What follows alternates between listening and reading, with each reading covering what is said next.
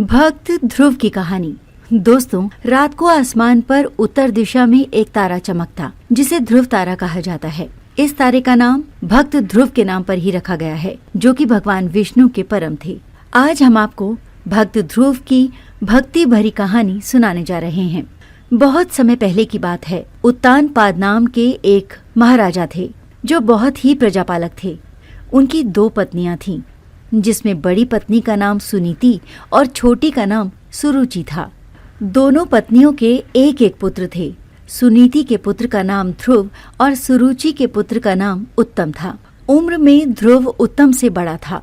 राजा उत्तानपाद को अपनी छोटी पत्नी सुरुचि अधिक प्रिय थी, जिसकी वजह से वो सुरुचि की किसी भी बात को नहीं काटते थे। उन्होंने रानी सुनीति के सारे अधिकार छोटी रानी सुरुचि को दे दिए। सुनीति काफी दुखी रहती थी और सुरुचि को काफी घमंड हो गया था।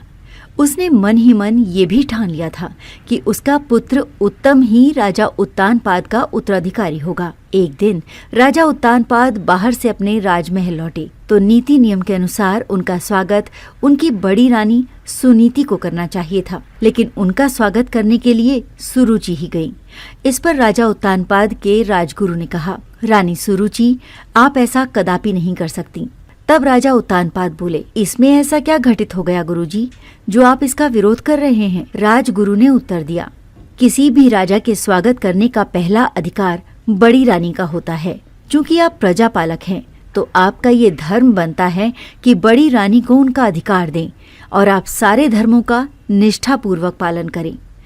तब रानी सुरुचि ने कहा, महाराज ने बड़ी रानी के सारे अधिकार मुझे दे रखे हैं।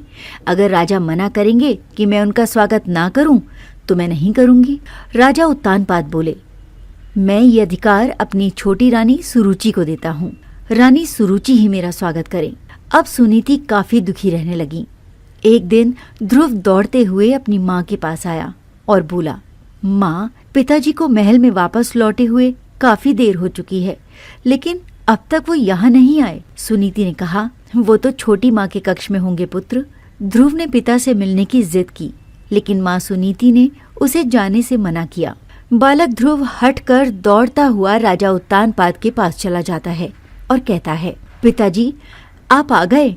आप मुझसे मिलने नहीं आए, इसलिए मैं ही आपके पास आ गया।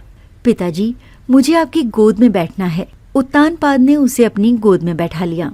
अपने पिता की गोद में ध्रुव अभी बैठा ही था कि सुरुचि गुस्से से कांप उठी और ध्रुव को राजा की गोद से खींचकर धक्का दिया और ध्रुव नीचे फर्श पर जा गिरा और रोने लगा और बोला, माँ, आप मेरे साथ ऐसा क्यों कर रही हो? मुझे पिता महाराज की गोद में बैठने का पूरा अधिकार है। सुरुचि ने कहा कि तुम्हारा महाराज पर कोई अधिकार नहीं।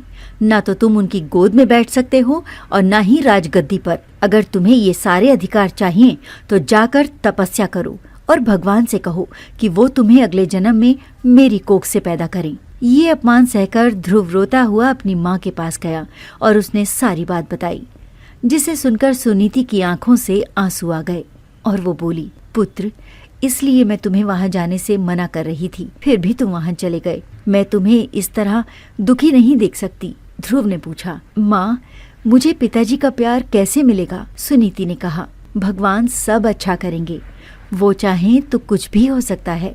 ध्रुव बोले, माँ, मैं भगवान को मनाने के लिए जाता हूँ ताकि वो मुझे मेरे पिता का प्यार लौटा सके। ध्रुव रोते हुए जंगल की ओर चला गया तो रास्ते में उसे नारद मुनि मिले। उन्होंने ध्रुव को समझाया, पुत्र, तुम अपने घर वापस लौट जाओ, क्योंकि तुम जिस राह पर चलने की प्रतिज्ञा कर रहे हो वो बहुत कठिन है। ध्रुव ने कहा, नहीं देवऋषि, मैं अपने पिता के प्यार को पाने के लिए कुछ भी कर सकता हूँ। तब नारद जी ने भक्त ध्रुव को ओम नमो भगवते वासुदेवाय मंत्र बताया और कहा कि तुम इस मंत्र का जाप करो, भगवान तुम्हारी अवश्य सुनेंगे। ध्रुव एक विशाल वृक्ष के नीचे बैठकर भगवान विष्णु की तपस्या में लीन हो गया। इधर उत्तानपाद को अपने किए पर काफी पश्चाताप हो रहा था। उधर आंधी आई, तूफान आया, लेकिन हर चीज से बेफिक्र ध्रुव मंत्र का जाप करता रहा। ध्रुव की घोर तपस्या से भगवान प्रसन्न हुए और उन्होंने ध्रुव को दर्शन देते हुए कहा, आंखें खोलो पुत्र ध्रुव, मैं तुम्हारी इच्छा और मन की व्यथा दोनों को समझता हूँ। तुम्हारी सारी इच्छाएं पूरी होंगी।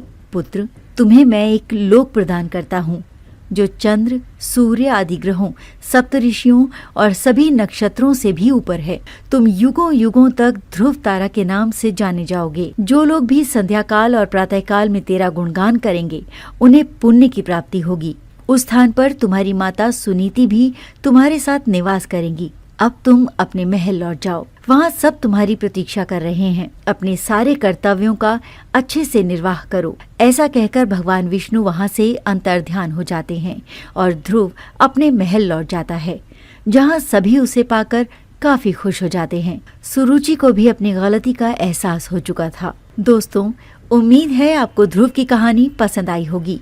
हमें ध्रुव की कहानी से क्या शिक्षा लेनी चाहिए, कमेंट में जरूर बताएं। अगर आपको ये कहानी पसंद आई हो तो इसे लाइक करें, अपने दोस्तों और परिवार के साथ शेयर करें और हमारे चैनल अनटोल्ड कथा को सब्सक्राइब करना ना भूलें। बेल आइकन दबाएं ताकि आप हमारी हर नई कहानी का आनंद ले सकें। अंत में यही प्रार्थना करते हैं कि आप हमेशा सतर्क और विवेकपूर्ण निर्णय लें। धन्यवाद। जय श्री हरि।